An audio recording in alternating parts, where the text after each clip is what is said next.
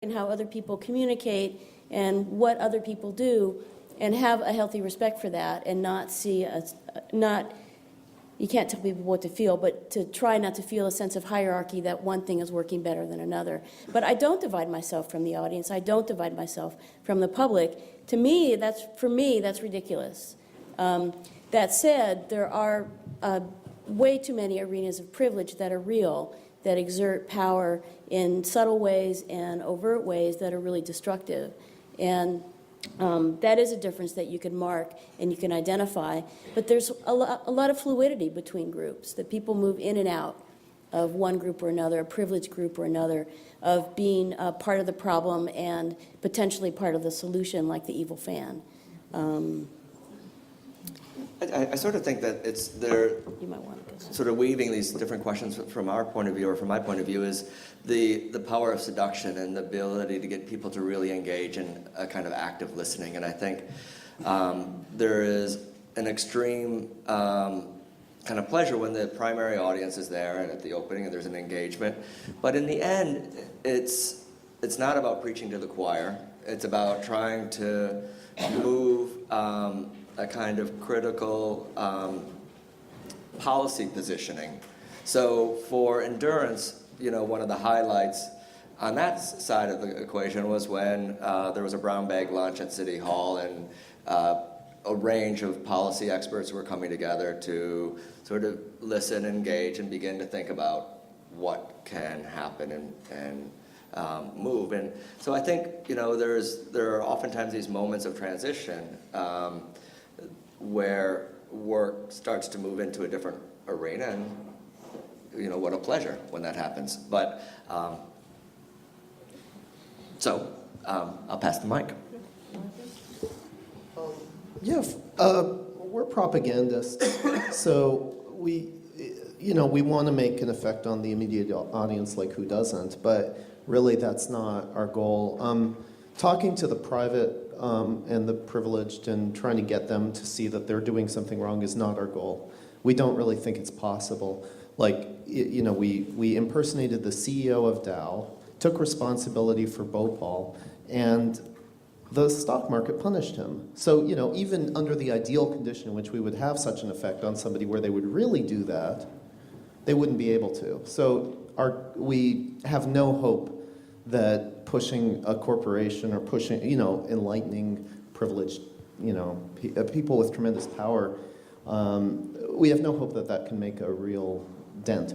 Public is where, where we actually hope to, moving policy, actually changing things that way is really our goal, and using the effect that we have on the people in the audience to kind of move policy through bigger audiences of film. And that's the real effect that we hope to have, not on the people who see it, but at the same time, it's kind of great when we do have an effect on people who see the movie, on the things. But that's only happened a couple of times. At the end of, a movie was made about a bunch of things that we did as the WTO, and at the end we announce as the WTO that we're dissolving the WTO, and it's an audience of accountants in Sydney who are thrilled, and they have all kinds of creative ideas about how to dismantle it and how to make something else to replace it that's really smart, and they're great. And they saw the movie and they showed it in the same room where we dissolved the WTO. So that's one rare, and they laughed at the organizer for being so glib, and but they're Australian, and we have a, yeah. Do you want to respond to any of the other questions? Well, I would respond, like, I see both Ruby's question and the first question. I'm sorry, I just blanked on your name. Sorry, okay. As similar in a way, because I think we're all interested in changing hearts and minds as well as changing policy. And I think that the separation of subject, participant, audience, and producer or artist is really not effective. So I agree with Laurel on that. I struggled for a really long time. I've been doing these two projects, the the prison project and the addiction project for, I don't know, like 6 years. It's ridiculous. It's not a very good, productive schedule for an artist. But, and one of the struggles I've had is about engagement and what my place is within the project. And for a long time, I tried to keep my voice out of the recordings in the prison, but I couldn't because I was so, I mean, sometimes I would just be crying, and then I started telling the women, while we talk, I'm going to nod like this. I'm going to try really hard not to say anything because I don't want to hear my own voice.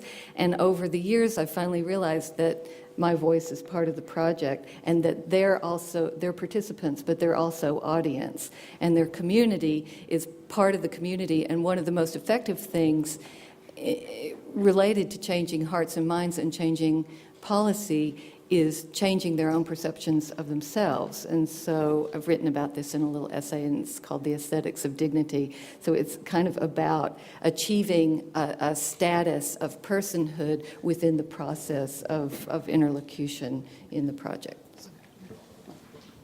The only thing I was just going to add to that, which is a very minor point, sorry. Oh, sorry, Jackie, did I cut you off? No, my husband's just acting up.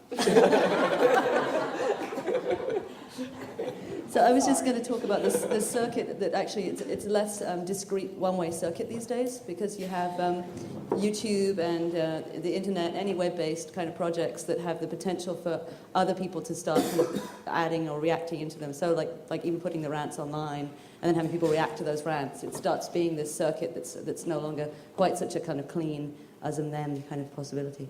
That was it. And some questions that have come up in our practice that I don't have answers for. To make a long story short, in 1999 and 2000, we did a project that was called Witness Perspectives on Police Violence. And it was a public project in which we used the audio testimony of police officers, activists, and people who had encountered police violence or lost family members to police violence, as well as police officers and their families who had lost their lives. So it's looking at this police-community relationship. And these series of call boxes with audio testimony had traveled to 20 sites throughout New York and were permanent, or not permanently placed. They were placed in front of the Bronx Museum, running continually for 4 months.